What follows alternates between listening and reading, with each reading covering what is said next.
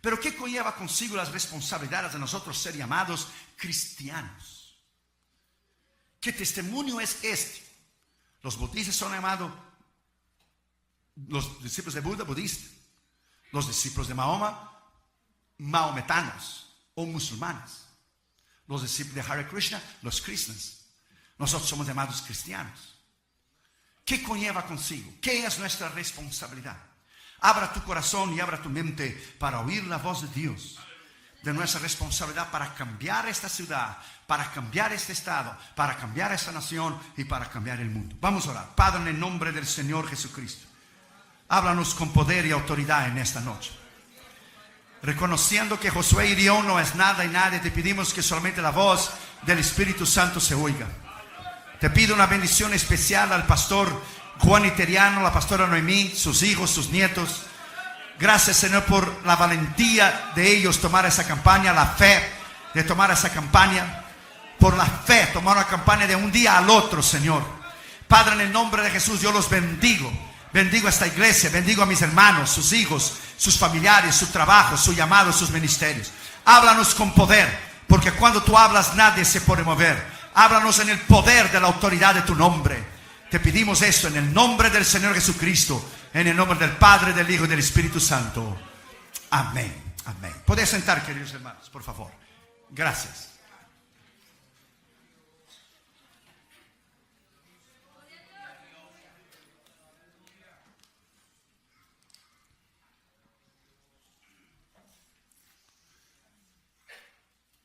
Una de las mayores necesidades de nosotros, de la iglesia,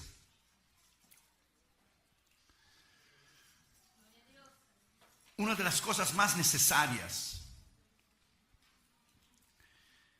es que todo creyente se torne un discípulo. Todos discípulos son creyentes, pero ni todos creyentes son discípulos. Jesucristo dijo: aquel que no niegue a sí mismo y tome su cruz y siga a mí, no puede ser mi discípulo. Él no dijo creyente. Creyente es creer en Dios. Todos creen en Dios. Creer en Dios es como la sangre. Usted no necesita creer que la tiene, usted nace con ella. Pero el Señor dijo en Juan 17: la vida eterna es esta, que te conozca. Hay una gran diferencia de creer en Dios y de conocer a Dios. La gran necesidad de la iglesia es de un discipulado, como un video que yo hice hace muchos años cuando era bien jovencito. Mire por los ojos de la fe, no hace mucho. Solo hace unos 22 años que se llamó el discipulado radical, completo y verdadero. Que el pastor le encanta ese mensaje. La necesidad de la iglesia es entender su papel, su responsabilidad, su propósito. De nosotros entender por qué somos cristianos. Porque alguien puede convertirse, tornarse miembro de una iglesia, es creyente, es cristiano y nunca encontrar el propósito de su vida. Y una de las grandes áreas donde cristianos fallan abrumadoramente es que no viven en el centro de la voluntad de Dios. No conocen el centro de la voluntad de Dios o no entienden que la bendición de Dios reside cuando usted camina, cuando usted discierne y cuando usted anda en el centro de la voluntad de Dios. Todas las cosas serán de bendición para usted. Cuando usted vive fuera de la voluntad de Dios, usted solamente acarreará grandes problemas. Porque alguien que vive fuera de la voluntad de Dios no está viviendo en el porcentaje del 100% de la bendición de Dios, de la salud, de la prosperidad y de todo lo que Dios tiene para usted. Entonces el verdadero discípulo, el verdadero cristiano en realidad, ¿qué es esta área tan importante? Una de las grandes necesidades que el verdadero discípulo, el verdadero cristiano tiene de conocer la perfecta voluntad de Dios. Abra tu Biblia conmigo en Mateo capítulo 12, versículo 50. Mateo 12 y el versículo 50. Dice: porque todo aquel que hace la voluntad de mi Padre. Él no dijo a lo mejor, maybe, perhaps, there is a possibility, tal vez. El que hace es una acción, es una decisión, es un libre albedrío. Usted puede hacer o no, la elección es suya. El que hace la voluntad de mi Padre que está en los cielos, ese es mi hermano y mi hermana y mi madre. La palabra aquí griega voluntad es la palabra telema. Presta atención, es una palabra usada objetivamente y quiere decir lo que se desea, lo que se designa del corazón, lo que se quiere. Y subjetivamente la emoción de querer algo. Pero tanto subjetivamente y tanto objetivamente, tanto la realidad como las emociones, la perfecta voluntad de Dios es que Él manda, Él designa, He commands todas las bendiciones para que usted pueda tener cuando usted vive en el centro de la voluntad de Dios completa. Cuando usted vive en el centro de la voluntad de Dios completa, usted va a predicar el mensaje cierto, si usted es ministro, a la iglesia cierta, en el momento cierto y en la hora cierta, en el tiempo correcto. Porque lo que usted hace en el centro de la voluntad de Dios permanece para siempre. El apóstol Juan decía, la voluntad de Dios permanece para siempre. No cambia. Cuando tomé el teléfono y llamé al pastor Iteriano, yo oré. Si es tu voluntad, si esa campaña no está en tu voluntad y no es para yo tomar ese avión, tú sabes lo que va a suceder. Si no es para esa campaña, entonces él dirá no. Pero si tú pones en el corazón de él y él actúa en fe, entonces tú estás en el centro, estaré yo en el centro de la voluntad tuya y esa campaña está en el centro de la voluntad de Dios. El hombre no pensó dos veces, él actuó en fe. Porque las oportunidades a veces que Dios da, a veces el tren de las oportunidades pasa solamente una vez en la estación. A veces Dios no da dos oportunidades, te da una sola. A otros le dan 2, 3, 10, pero a veces da una oportunidad sola. Otro ministro dirá, yo dije al pastor, oye, yo soy una persona extremadamente ocupada. Extremadamente ocupado, voy a descansar esos días, porque descansar, nunca descanso, estoy siempre viajando, haciendo sermones y programas y grabando y emails y ministerio y cassettes y escribiendo libros, always busy. Cuando tomó la campaña, entonces tú tomas como que estás en el centro de la voluntad de Dios. Otros se retractan, si a lo mejor pasará algo, actúen en el miedo, pero no actuamos en miedo. Miedo es un espíritu. El miedo te paraliza.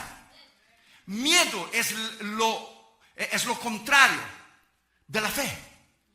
Miedo es la fe del diablo, la duda, la incredulidad. Is the opposite. ¿Cómo se dice opposite? Opuesto. Lo opuesto a la fe es el miedo. Entonces, todo lo que no es fe es miedo. Y el miedo entonces constituye un pecado. Porque todo lo que no es de fe, dice Romanos 14, es pecado. Entonces tú actúas en fe. El hombre, el ministro, el hombre de Dios actúa en fe. Nosotros ya llevamos demasiados años para, my friend, no saber discernir la voz de Dios. Ya llevamos demasiados años aquí, my friend. No estamos empezando, no somos marineros de primera viaje. Ya llevamos años predicando la palabra. Entonces, cuando Dios da una oportunidad, usted la toma en fe. Usted cree que así será.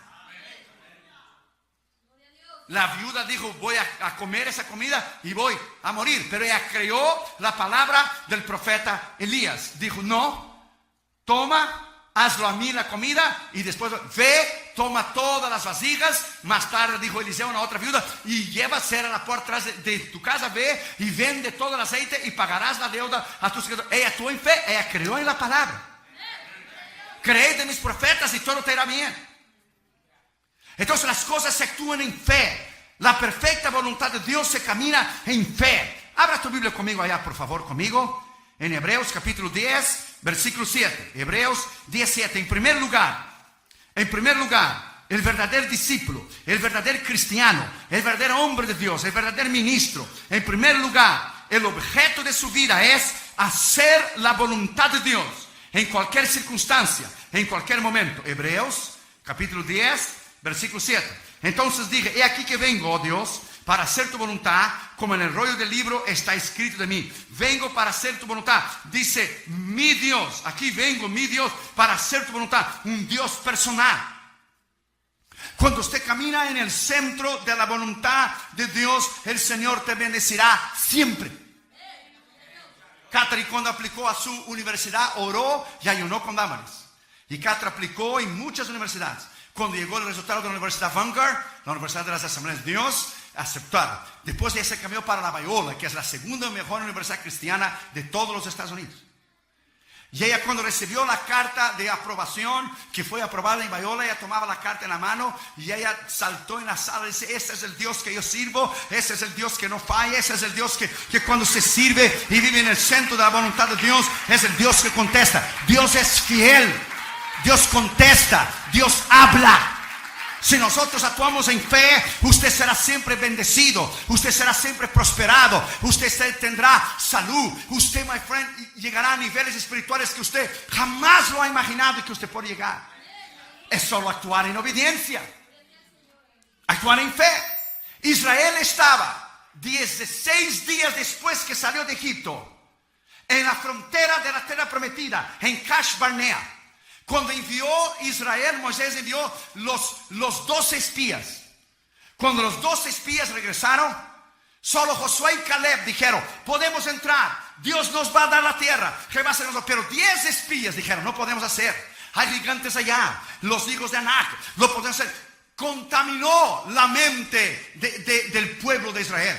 Tuvieron miedo, tuvieron incredulidad, tuvieron lo que es pavor y terror de entrar en la tierra prometida. Habían durado 15 días de viaje solo. Al 16 días estaban en la frontera para entrar en Kadesh Barnea. Pero por la desobediencia, por no actuar en fe, la Biblia dice que 40 años estuvieron en el desierto. Un día que ellos espiaron la tierra fueron 40 días, un día para cada año. 40 años, solo Josué y Caleb y la generación nueva que nació en el desierto, de 20 años para abajo, entraron en la tierra prometida. Tuvieron la oportunidad, estaban a un pie, era solo cruzar. Aquel tiempo no existía guardas de frontera y pasaporte, y tenías que llegar y poner la estampilla. Era solo pasar al otro lado.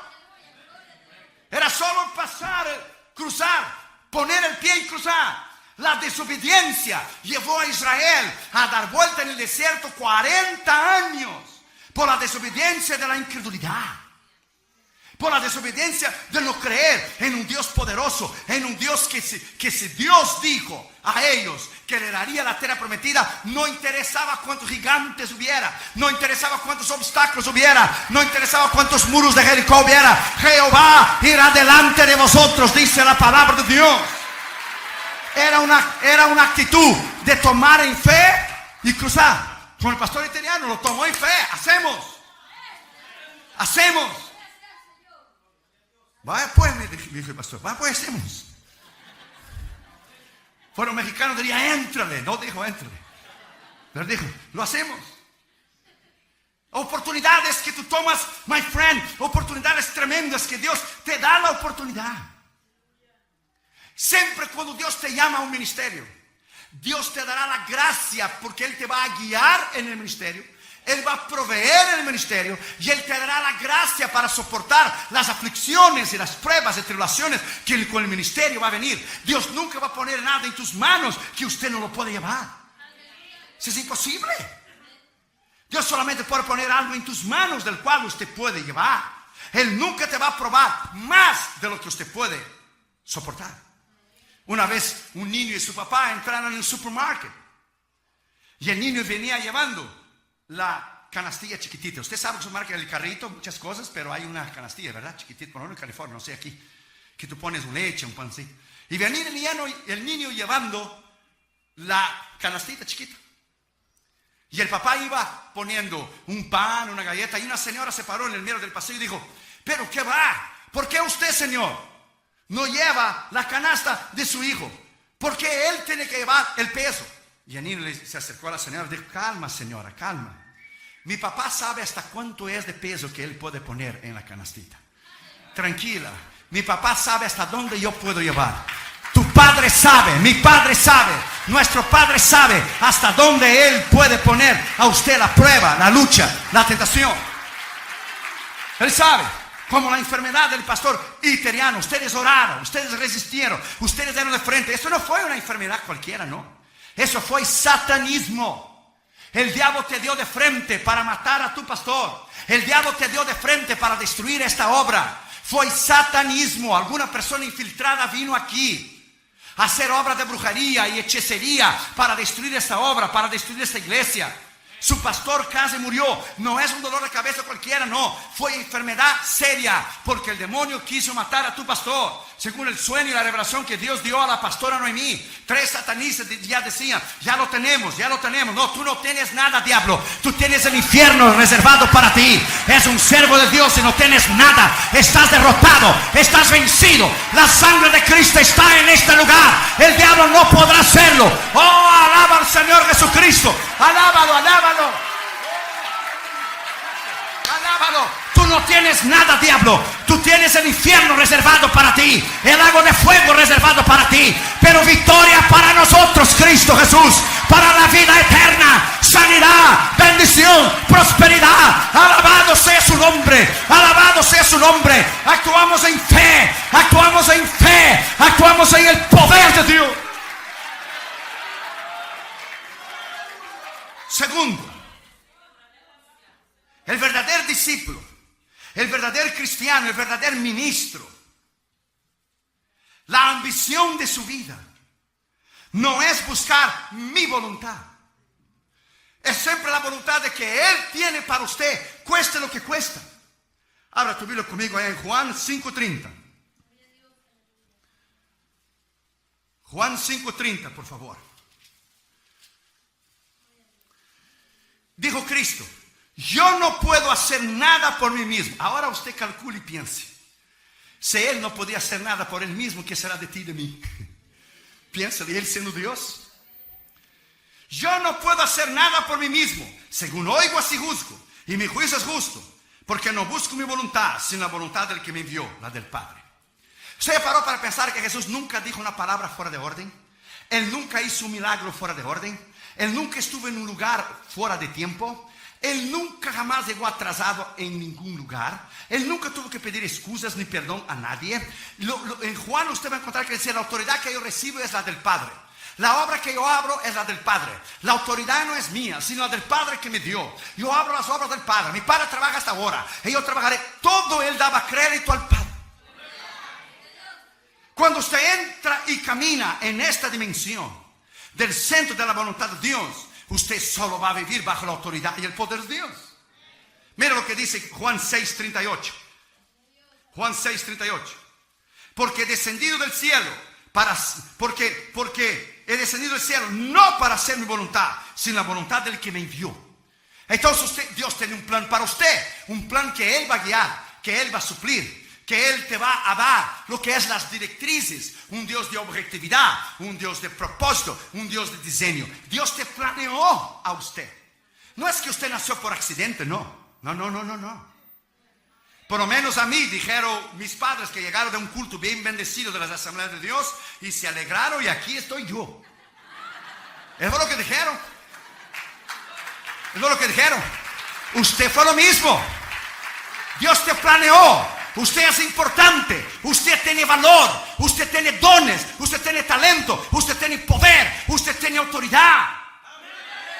Usted no es cualquier cosa. You are the best. The best of the best. Lo mejor de lo mejor es la iglesia de Cristo. Usted encontró a Cristo. Usted es salvo. Tu nombre está escrito en el cielo. Usted tiene dones, talentos. My friend, cuando usted vive en el centro de la voluntad de Dios, es una bomba espiritual. It's a powerful spiritual bomb. Adentro de usted, usted carga poder. Usted carga autoridad dentro de usted. Cuando alguien está enfermo, usted habla la palabra. Como Cristo habló la palabra a los enfermos, a los endemoniados, a los paralíticos, a los ciegos. Usted habla la palabra. Usted manda en el nombre de Cristo y por el poder de la palabra. Y los demonios tienen que obedecer. Speak the word. Speak the word. Habla la palabra. Dijo el centurión: habla la palabra y mi siervo será sanado. Usted va a construir ese templo en el nombre del Señor Jesucristo. Yo hablo la palabra. Dios te va a suplir los millones de dólares que usted necesita. Yo hablo la palabra en fe en el nombre del Señor Jesucristo. Usted va a construir. Dios te va a dar el deseo de tu corazón.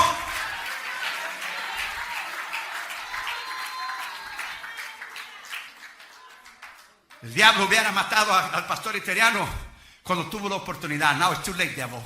Now you're going to get it so good. Now you're going to get it so good. Get ready, devil. We are coming. We are coming against you in the name of Jesus. No lo puedes parar esta obra. No puedes parar este ministerio. No puedes parar lo que Dios tiene. Oh, cuando tuviste la oportunidad no lo hiciste. Pero ahora, de aquí en adelante, todo lo que tengo que mirar, nada más es solo arriba. Lo miro hacia arriba y camino en el centro de la voluntad de Dios. Y no podrás detenerme. Actúa en fe. Cuando empezó la tal crisis financiera esa, yo no tengo crisis, tengo Cristo. Cuando empezó la crisis financiera en el año pasado, teníamos como 19 misioneros, creo, 18, 19. Yo reuní la mesa directiva y dije, sí, ¿a poco estamos en crisis? Sí. Ha disminuido los sembradores, porque la gente inmadura, lo primero que hace, los cristianos inmaduros, que no son discípulos, solo cristianos y creyentes, que cuando viene una crisis, lo primero que hace es quitar los diezmos. Y cuando quita los diezmos, ahí sí Dios te deja la miseria entonces. Cuando quita los diezmos, Dios te deja la miseria y la pobreza. Porque si hay un pecado que la persona es doblemente maldecida, doble maldición, es cuando usted no da los diezmos. Malditos sois con maldición. Entonces terminarás en la calle pidiendo dinero en la esquina con un letrerito: fui desobediente, no di los diezmos al Señor. La persona inmadura, lo primero que hace es quitar los diezmos y las ofrendas. Pero la persona madura sigue y da. Nosotros tenemos sembradores en las tarjetitas que no tienen trabajo, pero envía sus $30 o 50 o $100 al mes a los misioneros, y el Señor ha suplido milagrosamente sin ellos estar trabajando. Han pagado la renta, han pagado la comida, la escuela de sus hijos, porque Dios es Dios de milagros. Dios es un Dios que actúa 2 horas antes. Dios que actúa 2 horas antes. Por lo que Él hizo 2 hours before. 2 horas. Si difícil es un pastor tomar una campaña un mes antes, que tiene que programar y hacer propaganda en radio y televisión, 3 semanas difíciles, 2 semanas difíciles, una imposible, un día, imagina un día, 2 horas. Toma un nombre de Dios para hacer eso. Entonces reuní la mesa directiva de así, que la nación está en crisis, ¿cómo no? Pues vamos a poner entonces 8 misioneros más. Estaban las aplicaciones de los misioneros y pusimos 8 más, ahora tenemos 28. ¿Y cuándo Dios ha fallado? Jamás. Jamás Dios ha fallado, porque Él no falla. Quien falla somos nosotros. Uno de los atributos más grandes de Dios es su fidelidad. Su fidelidad es grande, dice la palabra. Su fidelidad es grande, su poder es grande, su poder es extraordinario. ¿Por qué? Porque caminamos según el consejo de su voluntad.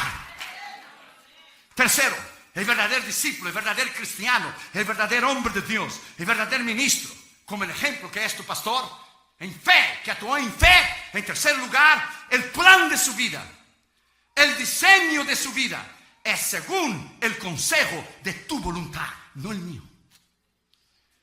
Tenemos esta campaña planeada y Dios dijo: eso es lo que tú planeaste, ahora lo voy a hacer lo que yo planeé. Abra tu Biblia ya conmigo en el Salmo 40, versículo 8. Salmo 40, versículo 8. Mira lo que dice ahí. El hacer tu voluntad, Dios mío, fíjate, es un Dios personal, me ha agradado, o es el placer de mi alma. Tu ley o tu palabra está en el medio de mi corazón, que es un deleite. Te voy a dar un consejo que usted nunca más se va a olvidar para el resto de tu vida, y del cual va a ser muchos años, pues vas a vivir mucho rato. Nunca quieras nada para usted que Dios no quiere. Nunca desees nada para ti que Dios no quiere. En mi caso, no desees ir a un país que Dios no quiere. No desees predicar en algún lugar, en alguna nación que Dios no te quiere. Nunca quieras supuestamente una bendición, entre comillas, que Dios no quiere, porque esa bendición te puede tornarse en una maldición. Dele gracias a Dios que hay oraciones que Dios nunca te contestó a ti. Porque si Dios te hubiera contestado todas las oraciones tuyas, tú no estuvieras aquí hoy. Dele gracias que hay oraciones que Dios no oye y no contesta. Porque si tú hubieras, o como yo, Dios contestado todas tus oraciones y Dios hubiera contestado fuera de la voluntad de Él, nosotros no estuviéramos aquí. Porque hay templos que Dios no quiso que usted comprara. La noviecita, el noviecito que tú tenías, que tú orabas, oh, I love him, oh, I love her. No era la voluntad de Dios. Y después te casaste en el centro de la voluntad de Dios y Dios te dio lo mejor. Dele gracias a Dios que cosas Dios no te dio porque no era su voluntad. Dele gracias a Dios que el plan de Él no es el nuestro. Porque si nosotros hubiéramos seguido nuestro plan, quizá ni vivos estaríamos más. Quizá ni vivos. Cuando nosotros recibimos una invitación afuera de estas, nosotros oramos, ya oramos. 4 tipos de invitaciones hay. Hay invitaciones que tú quieres ir a un lugar porque no fuiste antes. Hay invitaciones que el hombre te invita, pero no es la voluntad de Dios. Hay invitaciones que el diablo te quiere matar en alguna nación. Y hay invitaciones que Dios quiere que tú vayas, pero tú no quieres ir porque son países difíciles, cerrados, comunistas, musulmanes, cerrados a la palabra. Se prefiere ir a un lugar cerrado y que Dios quiere que tú vayas porque tú vas a ir y vas a regresar, do que ir a un lugar que no hay problemas para predicar, pero la presencia de Dios no va a estar ahí. Vas a ir fuera de la voluntad de Dios y vas a regresar en derrota. No va a haber milagros, no va a haber sanidad, no va a haber salvos, no va a haber nada porque Dios no va a bendecir. No va a bendecir. Entonces, my friend, cuando usted vive en el centro de la voluntad de Dios, cuando Dios prospera, por ejemplo, un predicador panameño fue a predicar en Colombia hace muchos años atrás. Dios le dijo a él, predique solo en Bogotá y regrese, no vaya a ningún lado más. Él fue y predicó, fue un éxito la campaña. Un pastor de Medellín le invitó y dijo, venga, te voy a dar una buena ofrenda, te voy a pagar el avión y el hotel, la comida. Él desobedeció al Señor. Dios le había dicho que fuera solo a Bogotá. Fue y predicó la primera noche. El segundo día se enfermó. Pidió el carro del pastor para ir a la farmacia. El carro del pastor era avisado por la guerrilla comunista colombiana. Cuando él venía por la carretera, le dieron 42 tiros. Él está en el cielo, pero murió antes del tiempo. Murió fuera de la voluntad de Dios. Completamente. Entonces, my friend, usted tiene que entender que cuando usted está fuera de la voluntad de Dios, Dios no tiene responsabilidad con usted. El ángel de Jehová acampa alrededor de aquellos que le temen a Dios y los libra. El que no teme a Dios, el que no anda en su voluntad, el que hace lo que quiera, Dios no tiene responsabilidad.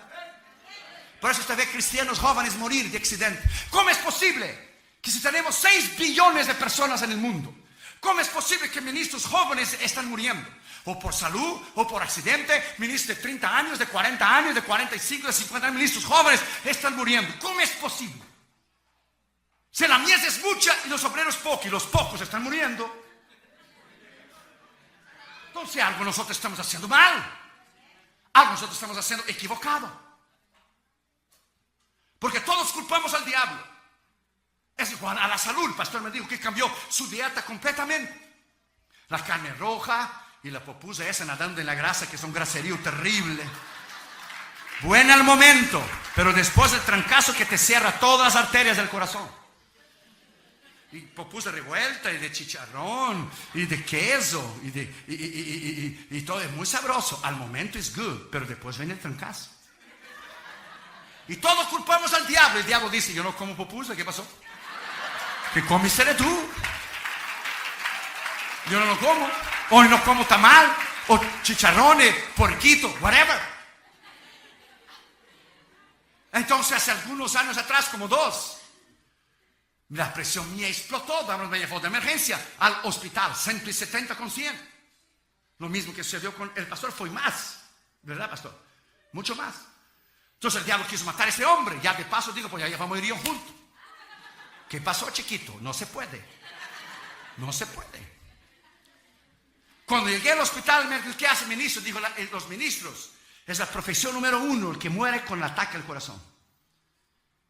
Tienes que comprar una maquinita, un treadmill, caminar todos los días, correr todos los días, hazte miembro de un gimnasio, ve a nadar, ve a correr, disminuye de peso, quita toda grasa, la carne roja, de vez en cuando, quítalo, that's it. Entonces empecé a bajar, bajé 30 libras. Porque el diablo cuando no te derrumba en adulterio, ni orgullo, ni finanzas, si él toca tu salud, él llegó a su objetivo. Él no necesitó derrumbarte, matándote, ¿está bien? Tú vas al cielo, pero ¿cuántas almas dejarán de oír el evangelio por las malas decisiones que usted tomó? Él sabe que vas al cielo, Pero Él te mata en la salud tuya, porque se está haciendo algo fuera de la voluntad de Dios. Estás haciendo daño a tu cuerpo, que es el templo del Espíritu Santo. Es no actuar en sabiduría. Entonces hay que hacer un plan en tu vida. Usted tiene que delinear, usted tiene que planear. Usted tiene que saber que todo lo que usted hace tiene consecuencias. Todo lo que usted dice, decisiones que usted toma para tus hijos, para tu familia, tiene consecuencias. Si usted obedece y camina en fe y vive una vida íntegra y una vida recta, usted será bendecido, usted será prosperado. Pero si usted desobedece, usted abusa de su cuerpo, usted va a tomar la consecuencia. Tenemos que caminar bajo el plan de lo que Dios lo ha delineado. La objetividad de nuestra vida consiste en nosotros no correr, sino caminar, porque Dios no tiene prisa. Dios camina. Dios camina. Y cuando caminamos en el centro de su voluntad y aprendimos, es un plan. El gran hombre de Dios, el doctor Jan van Hees, presta atención, el misionero holandés, estaba en Holanda. El Señor le viene a él y le dice: quiero que vayas a predicar en Arabia. Él dijo: Señor, tú sabes que ellos no permiten misioneros entrar. El Señor dijo: yo lo sé, pero yo quiero que tú vayas de cualquier manera. ¿Y cómo yo voy a ir? Ve a pedir la visa en el consulado.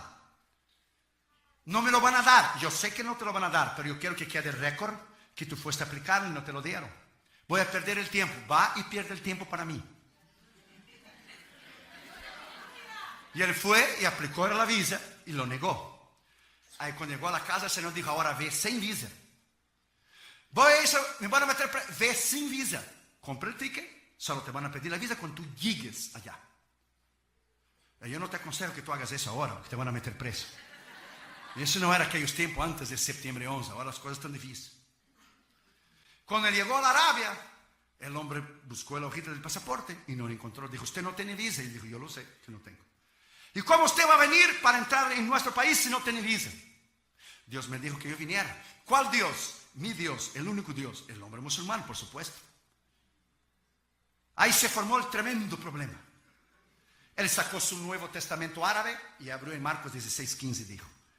Y dijo Jesús: id por todo el mundo y predicar la palabra a toda criatura. Y dijo el doctor Jan van Hees: aquí está mi visa y mi permiso para entrar en Arabia.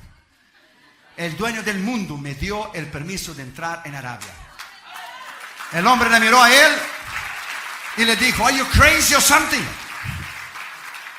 Y dijo el doctor Jan van Hees: Arabia es parte del mundo. Dijo el hombre: of course. Claro. Entonces está incluido aquí. Cristo dijo: ir a todo el mundo. Se formó el tremendo problema. Se formó tremendo problema. Mandaron llamar al director de la aduana. Vino el director de la aduana. Vinieron los agentes federales. Oh, se formó el tremendo problema. Él fue a un lado con ellos y pidió: ¿hay algún té aquí? Oh, se sentaron a tomar té y él empezó a hablar del evangelio al director de la aduana y los otros agentes aduanales. El director de la aduana, de momento, era un hombre descarriado del evangelio. De momento el Señor le aprieta el corazón, le salva y el hombre viene a él, le toma el pasaporte. ¿Sabes qué? Tú no necesitas visa ni nada. Le tomó el pasaporte, le puso: entra a mi país y predica y bendiga mi país y predica la palabra de Dios. Usted no necesita visa. Fue en el centro de la voluntad de Dios. Fue porque oyó la voz de Dios. Fue porque oyó la voz de Dios. Usted tiene que saber, usted tiene que entender que cuando Dios lidera, donde Dios manda, donde Dios habla, siempre, siempre Dios va a salir con lo que Él te ha dicho. ¿Usted entiende? Es solo caminar en obediencia. Es solo creer. Muchos están en la frontera, en Kash Barnea, en la frontera para entrar a la tierra prometida, pero no entraron por miedo, por incredulidad, por no creer, por desobediencia. Si tú sabes que algo te va a traer daño, ¿por qué usted va a seguir perseverando en algo que te va a hacer daño? Hombre, ¿por qué vas a seguir inyectándose veneno si sabes que te va a matar? Usted no debe persistir en algo que no es el centro de la voluntad de Dios. Yo pregunté a Catherine el otro día: Catherine, dime la verdad, hay muchachos guapos y bonitos en tu universidad, ¿verdad? Qué pregunta. Hasta la pregunta es necia. Pero yo quería que lo quiero decir. Dice, of course, Dad, I'm not blind. Claro, yo no soy ciega. Pero, y dijo Catherine, pero yo estoy esperando en el centro de la voluntad de Dios. Y dije, Junior, come on. Hay muchachas cristianas bonitas en tu escuela, ¿verdad? Wheeling Christian School. Él está terminando ya la high school este año, pero él va 2 años adelante. Cuando él empezó la universidad, él ya está 2 años adelante. Es inteligentísimo, Junior. Para que la Harvard lo invite, imagínese usted. Donde se graduó Bush, y donde se graduó Ford, y se graduó Barack Obama. Harvard University. Quiere estudiar ciencias políticas, leyes. Por terminar siendo un senador, un congresista. O como dijo el príncipe de él, hoy tenemos un negro en la Casa Blanca, algún día lo podemos tener un hispano. Le dijo a Junior, tú puedes llegar a ser presidente. Y Junior dijo, no, yo voy a tomar lugar de mi padre. Voy a tomar lugar de mi padre. Yo no quiero ser presidente, yo quiero ser evangelista. Quiero ser ministro. Así que los hijos de Iteriano, me inviten a Junior, Le voy a decir que a Junior le llame 2 horas y media antes que salga el vuelo. My friend, look. Cuando tú vives en el centro de la voluntad de Dios, camina en el centro de la voluntad de Dios. Junior miró a mí y dijo, oh, sí, hay muchachas muy bonitas, pero ninguna es para mí. Ninguna. Porque yo quiero lo mejor. Yo no quiero only God's good, I want God's best. No solamente lo bueno de Dios dura un tiempo y termina. God's best is forever. Lo mejor de Dios dura para siempre. Lo mejor de Dios dura para siempre. Entonces yo digo a los muchachitos y a las muchachitas que están aquí, consejos de experiencia. Changuitos y muchachitos y noviositos podrán haber muchos. Pero padre y hombre de Dios el día de mañana, solo uno. Ponga esa palabra dentro de tu espíritu. Changuitas y noviecitas, podrá haber muchas, muchísimas. Pero mujer de Dios, madre y tremenda esposa de un ministro, solo habrá una. Porque el pastor Italiano venía ayer hablando en el carro, que si no fuera por su esposa en esa tremenda enfermedad que le pasó, él no lo hubiera resistido. De la tremenda mujer de Dios que es la pastora Noemí. Porque nosotros tenemos el día del pastor. Que el día del pastor y el día del pastor, ¿por qué no hacer el día de la esposa del pastor? De las mujeres de Dios tremendas que caminan con nosotros. El día de la esposa del pastor.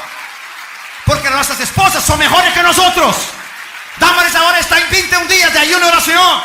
Son mujeres tremendas. Mujeres que Dios nos dio en el centro de su voluntad. Pide que Dios te dé lo mejor, my friend. So you wait. Imagina a Cata con 19 años, no tiene novio. La presión de los amigos en la escuela. La presión de los que no conocen a Cristo. Aunque va a una universidad cristiana, ni todo lo que brilla es oro. Porque salen los demás, fines al novio, y ella está firme contra el Señor. Imagina a Junior, 17 años. Y él es alto, juega basquetbol para la escuela, es de 6.3. Es enorme. GPA 4.6. El otro día hizo el SAT test para entrar en la universidad.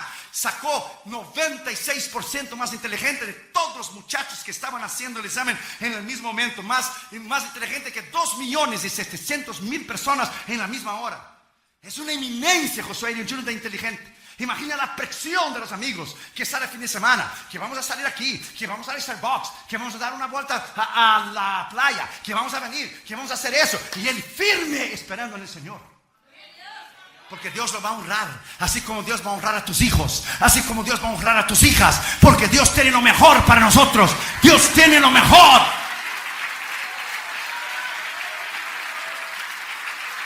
Cuarto lugar. El verdadero discípulo, el verdadero ministro, el verdadero cristiano, el aprendizaje de su vida. En cuarto lugar es, enséñame a hacer tu voluntad. ¿Por qué enséñame? Porque no sabemos hacerla. Ahora tú vives en el Salmo 143, versículo 10. Salmo 143, versículo 10. Enséñame a hacer tu voluntad. Se enseña, me decía David, porque no sabemos. Porque tú eres mi Dios, un Dios personal. Tu buen espíritu me guía a tierra de rectitud. O me guía al trabajo correcto. Me guía el novio, la novia, mi esposo, mi esposa. Me guíe, me guíe, me guíe.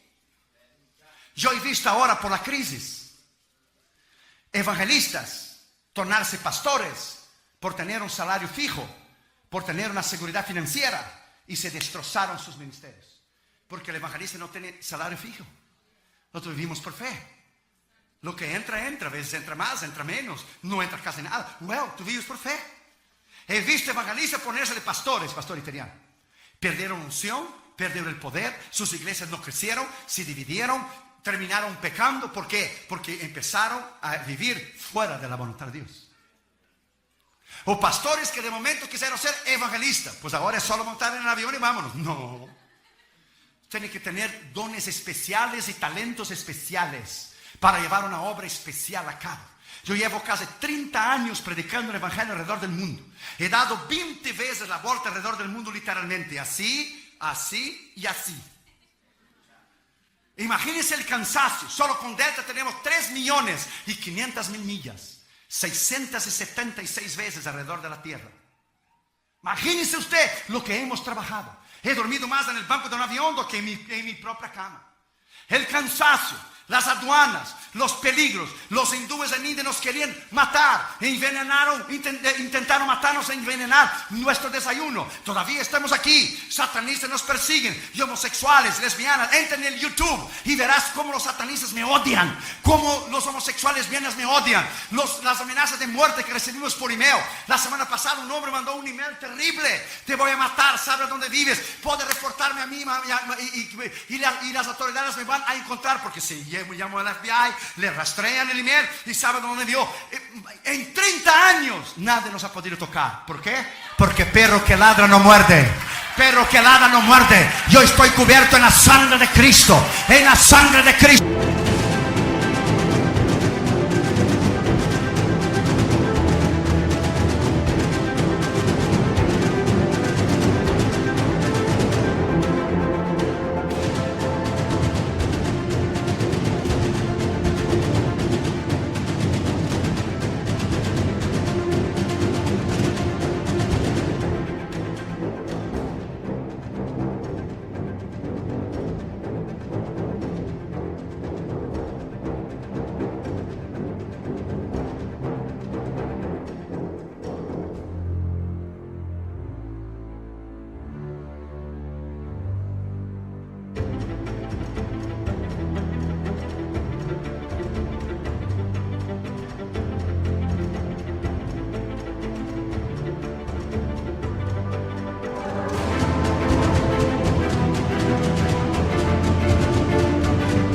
Estoy cubierto. El pastor italiano, la pastora Noemí, sus hijos, sus nietos, esta iglesia, usted, tus hijos, estamos cubiertos en la sangre. Y en la sangre nadie nos puede tocar. La sangre de Cristo es poder. La sangre de Cristo es autoridad. Nadie nos puede tocar.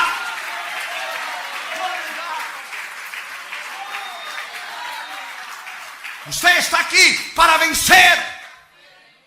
You are here to win. Entonces el aprendizaje de nuestra vida es: enséñame. Estamos siempre aprendiendo. Siempre aprendiendo. Aprendimos algo nuevo ahora para esta campaña, que Dios hace un milagro 2 horas y media antes.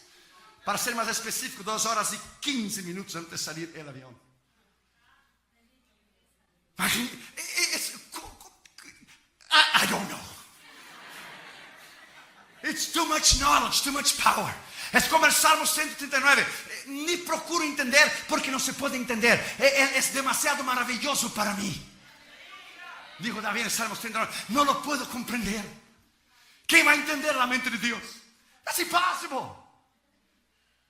Entonces, my friend, estamos aprendiendo cada día, caminando en fe cada día, viendo milagros cada día, creyendo en un Dios poderoso cada día. Aunque, my friend, estamos en esa dimensión, no militamos en la carne, andamos por fe, no por visión. No andamos por lo que vemos. Si va a caer nieve, si no va a caer nieve. So what? Dios pone que la nieve saca allá para Alaska, manda la nieve para afuera, whatever. Y si viene o no, no interesa. Lo actuamos en fe, lo hacemos en fe. Venga lo que venga, con nieve o sin nieve, lo haremos la campaña. Con nieve o sin nieve, se predica la palabra. Con nieve o sin nieve, se sanan los enfermos. Con nieve o sin nieve, se salvan las almas. Con nieve o sin nieve, los milagros se harán. Con nieve o sin nieve, se toma en fe.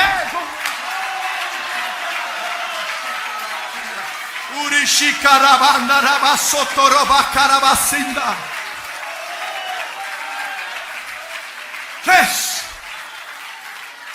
Si no, nunca vamos a hacer nada. Y quinto lugar y último lugar, la disciplina de nuestra vida. Tenemos que vivir una vida disciplinada. Tener un tiempo diario de oración, reservar tiempos de ayuno. La disciplina de nuestra vida es, quinto lugar y último lugar, no se haga mi voluntad, pero la tuya, no importa la circunstancia. Lucas 22, versículo 42. Ya conocemos la escritura cuando Cristo estaba en el huerto de Getsemaní.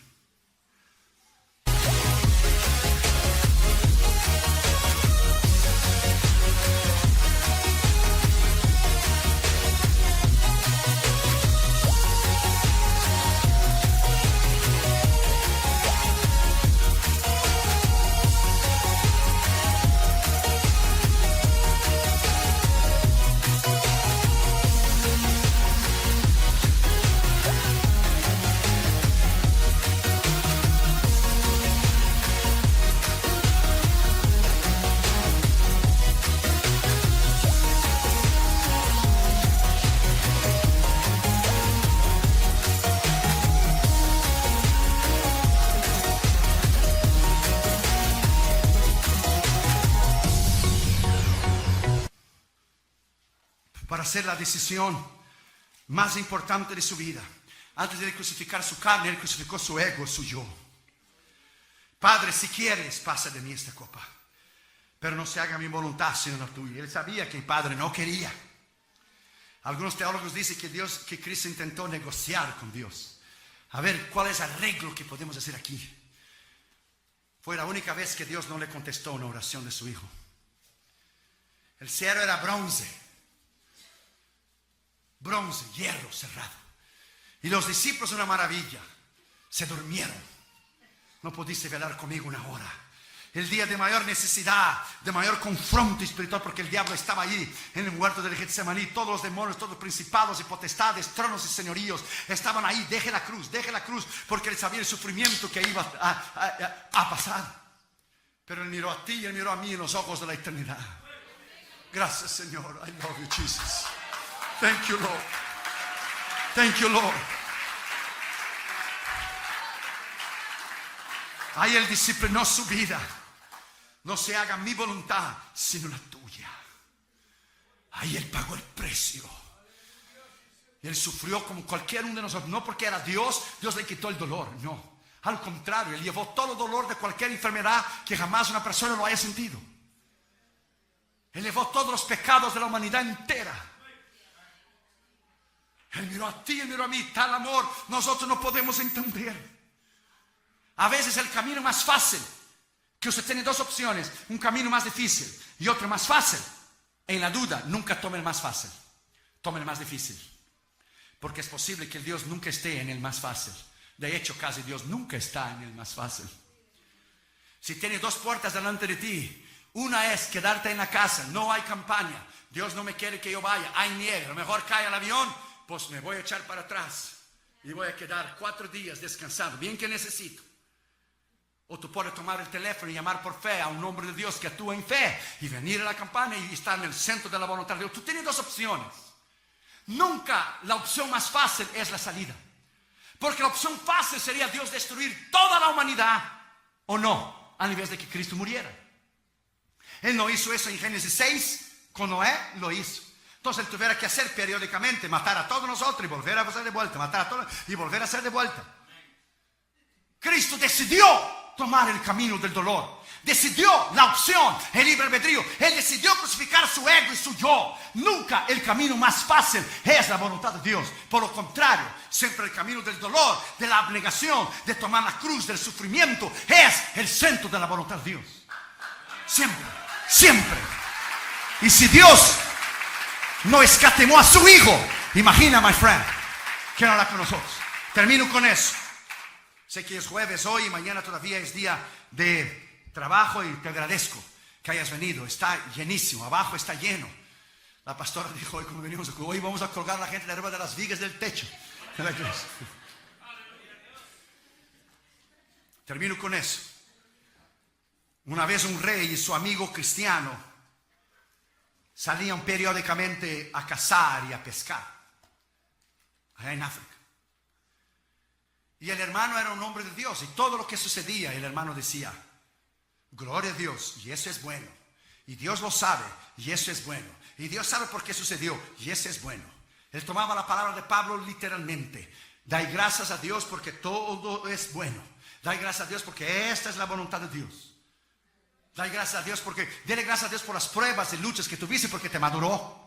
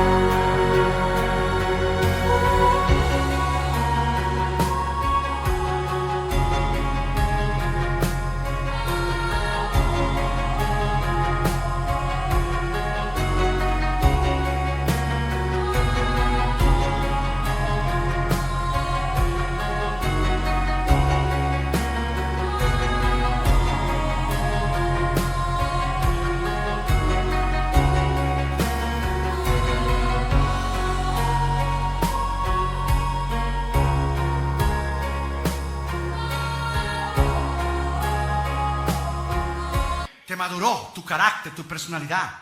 Te maduró. Todo lo que Dios permite en tu vida, no diga ¿por qué, oh Dios? Diga ¿para qué, Dios? Porque Dios quiere promoverte a nuevos niveles. Y promoverte, y promoverte, y promoverte, y promoverte, y promoverte. Todo lo que sucedía en la vida del hermano decía, y ese es bueno, y Dios lo sabe, y ese es bueno. Y el rey estaba hasta aquí ya del hermano. Y fueron a pescar, y fueron a cazar. Y el rey echó la flecha y erró de un pájaro que pasó bien bonito. Y el hermano, y ese es bueno, Dios tiene un pájaro más grande para usted, ese es bueno, Dios lo sabe. Fueron a pescar y el rey pescando, y cuando iba a sacar el pez, un grandote, se escapó. Ese es bueno, Dios tiene un pez más grande para vuestra majestad, ese es bueno, Dios sabe todo. El rey estaba hasta aquí. Y otra vez fueron a cazar y el rey fue a echar la flecha, y cuando le echó la flecha, de alguna manera, del arco y el cordón ese, ¿cómo se llama? El cordón, el cordoncito. Del arco de alguna manera se quedó trabado algo en la mano, algo que le quitó el dedo del rey. Le quitó el dedo. Salió la flecha y le salió el dedo del rey, imagina, un accidente. Y el rey muriendo de dolor y la sangre todo, y el hermano ven, y ese es bueno, Dios sabe por qué, y eso es bueno, y ese es bueno, Dios sabe por qué, le quitó un dedo. Y el rey, imagínese, en el dolor. Digo, ya estoy hasta aquí con ese asunto de que eso es bueno y eso es bueno. Guardias, mételo preso. Cuando metieron preso al hermano, y eso es bueno. Dios sabe por qué voy a ir preso. Porque Dios conoce todas las cosas y en el centro de la voluntad voy. Pues ya llévenselo a ver si allá en la casa de tu esposo y tus hijos va a ser bueno. Y eso es bueno. Dios sabe por qué. Eso es bueno. Eso es bueno. Pasó el tiempo y el rey se curó del dedo y fue a cazar de vuelta. Y cuando estaba cazando vino una tribu enemiga y le tomó el rey. Una tribu caníbal. Gente que come gente. Y lo llevaron preso. Y cuando lo llevaron preso, le pusieron fuego, le pusieron la olla y lo iban a comer. Y estando listo, y cuando lo iban a comer, se dieron cuenta que faltaba un dedo. Entonces tuvieron una reunión rápida, los caciques de la tribu o algo. Y por un intérprete le vinieron al rey y dijeron, nosotros tenemos una costumbre en nuestra tribu que no podemos comer a nadie que le falte un pedazo del cuerpo.